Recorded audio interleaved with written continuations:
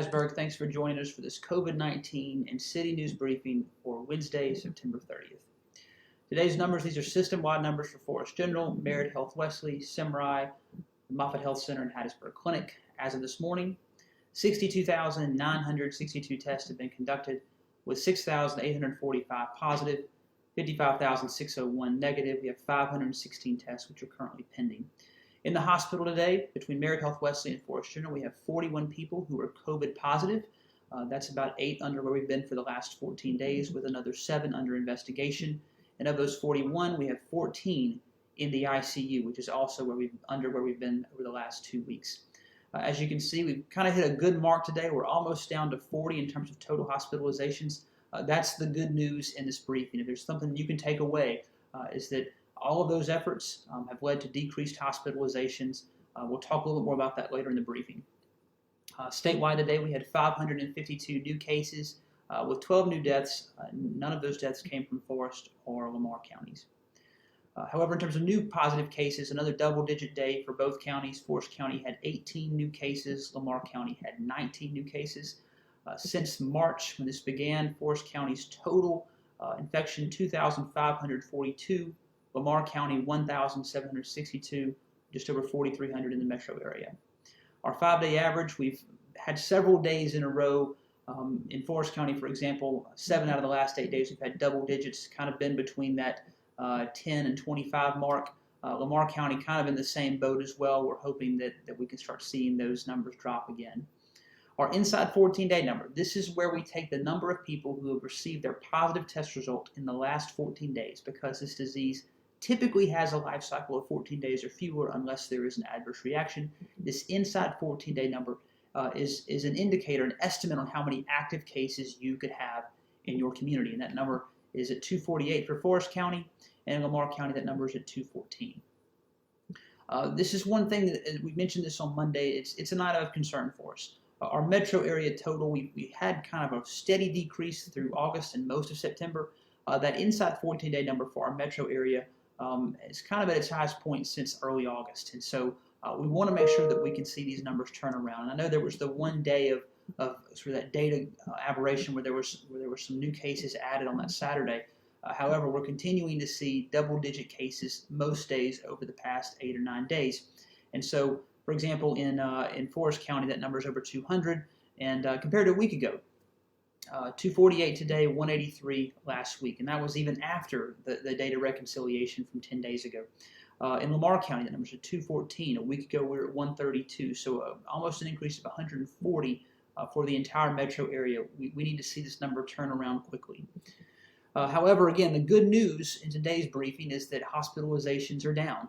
We want to see, of course, when you get more positive cases, there's a likelihood that some of those cases are going to end up in the hospital if they are in that vulnerable population. But still, a decrease of 14 from last week in hospitalizations and a decrease of 2 in ICU admissions, something worth celebrating. 4 factors that we lean on in our response: widespread availability of testing, wearing of masks, watching our own data, listening to all voices. Of course, today is Wednesday, so today was the day we have our regular conference call with all of our healthcare providers, our government officials, our emergency management associations, our universities, our K through 12, and tourism, and all those people are on a call together. And there are areas of concern I want to share with you that kind of really dive deep into some data. First of all, the positivity rate is up. Positivity rate, of course, is the percentage of of total tests that come back positive. And so last week that number was at 7.2% of tests were coming back positive. This week we're up. For the first 2 days, as of this morning of the week, we were at 7.2% with another 200 pending, which means that positivity rate is likely going to go up. Just for comparison, the week before last, we were under 6%. There was a 7% week in early September, but we haven't been over 7% since the week of August 16th, which is concerning that positivity rate is going up. The second item of concern is the number of people getting tested is going up. For example, on Monday alone, we had 141 people go into a Hattiesburg Clinic facility and get a COVID test. Compared to a week ago, that number was 115. Of course, the week before that was Labor Day, there were only 50. But this is the most that have gone in on a Monday since August the 19th. And one question that I asked were, are these people going in just to kind of get a pre-op test? Because of course, if you're going into a major surgery, you have to get tested for COVID. And the answer was no. I mean, while we still had the regular pre-op testing, the majority of the tests that we saw on Monday were people going into the cough and fever clinic because they'd either been exposed or around someone who was exposed, or because they had symptoms. And so that's concerning. And finally, hospitals are still at capacity, just not with COVID. Even though our COVID-related hospitalizations is very much down, what we are seeing are people that have put off health procedures are starting to show up in the hospital as well. One hospital has several dozen employees and caretakers who are COVID positive, and so they're not available, which means the bed capacity in that facility has dropped. So their capacity both in their ICU and almost in their acute care. The other hospital, their message is, please get your health care. Don't delay. Show up to your appointments, whether it's cardiology or something else. Because once we get into flu season, we start seeing those hospitalizations. And if we continue seeing a rise in cases where people end up in the hospital, we can overrun our healthcare system again. And we'll talk about our healthcare workers and how great they have been on Friday. But healthcare workers who are around this are going to continue getting it. We hope that all of those folks are okay, but what it does is it limits the hospital's capacity to go and make sure people are getting treated. Because let's go back to our three goals. Since the beginning, protect vulnerable populations, people over the age of 60, people with underlying or chronic health conditions. These are the folks who are most at risk, not only for COVID, but as we get into colder weather, for flu and other things.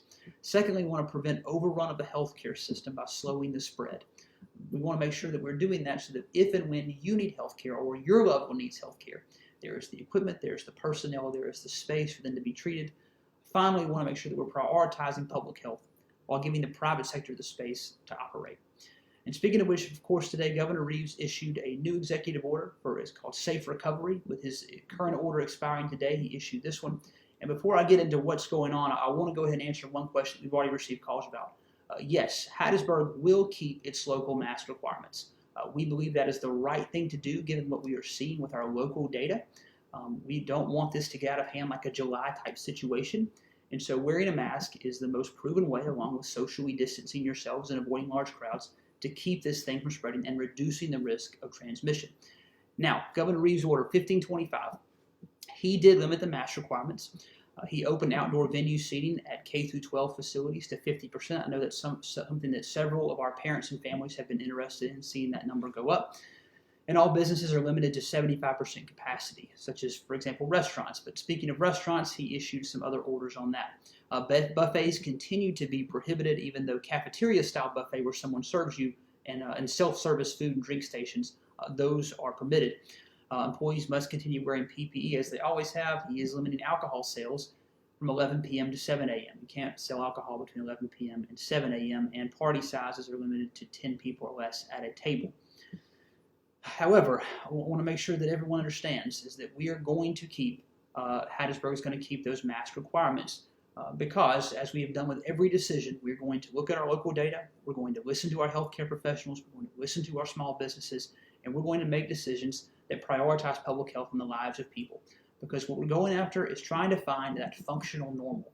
We want to be able to get out and participate in events again. However, wearing a mask is that trade-off. If you're going to have people around each other, wearing a mask prevents the spread of COVID-19. That is proven. Today is the last day for the census. Of course, as of 3 p.m. today, we had a 56.7% self-response rate. That's the internet self-response rate.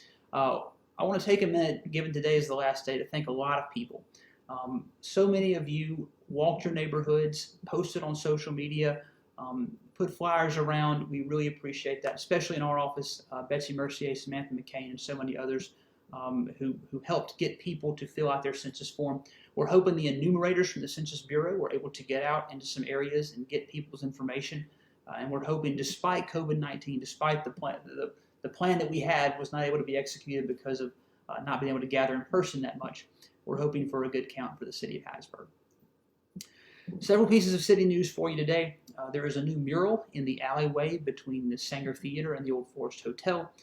Kelsey Montague, a muralist from Colorado, she tours the country and the world doing these types of murals. I want to thank the Hattiesburg Alliance for Public Art and the Edmondson family for sponsoring this mural, for getting someone of Kelsey's caliber into our city, along with our local artists who do murals as well. But we hope that you'll go into the alley between the Sanger Theater and the Old Forest Hotel, snap a picture, tag and share with the hashtags Murals of Hattiesburg and What Lifts You. I want to also remind you that this Saturday is a Right Way to Throwaway Day. This is a long-standing event, usually in April. Because of COVID, it was moved to October. So we do this with Forest County. Chris Bowen has been a big champion of this, as well as Lamar County and the other organizations you see on the flyer. This is where if you have hazardous materials, such as electronics, tires, paint cans, you can come to the Bobby Chain Airport or the Lamar County Multipurpose Center, drop those off between 8 and 2. The couple things with COVID, please wear a mask so that when you do pull up to talk to someone, that we reduce the risk of transmission. Also, we ask that you stay in your car. A lot of folks want to get out and help our workers. No need to do that this year. Please stay in your car. Please put your things either in the trunk of your car or in the bed of your truck. Again, trying to reduce the risk of transmission between workers and folks dropping things off. But that's this Saturday from 8 to 2. Finally, your act of courage. Mr. Clyde Bryant from State Farm Insurance on Broadway Drive donated 100 smoke detectors in preparation for Fire Prevention Week, which will actually be next week. So we appreciate Mr. Clyde Bryant. He also donated a ton of literature and other posters that we're going to be distributing to schools and apartment complexes on just trying to keep the spread of fire in our community. The best weapon our fire department has is not one beginning in the first place. And so we hope that we're also giving away these smoke detectors on Monday at Fire Station number 1. It'll be a drive-through event. Also, of course, reach out to our local Red Cross if you're looking for a smoke detector as well. As we continue, finally, one more thing. The DuBard School Give Back Night is tomorrow night at the Brass Hat in Midtown. It's 5 to 7. Of course, they usually have a big event called the Speakeasy, but with COVID-19, they're having to shelve that event for 1 year. So go to the Brass Hat. There is a give back proceeds from what you buy or drink will go to the DuBard School and their good work. As we continue into the week, remember to wash your hands, take care of yourself, wear a mask if you go out in public, do on what is essential. Remember, you're safer at home. Thanks.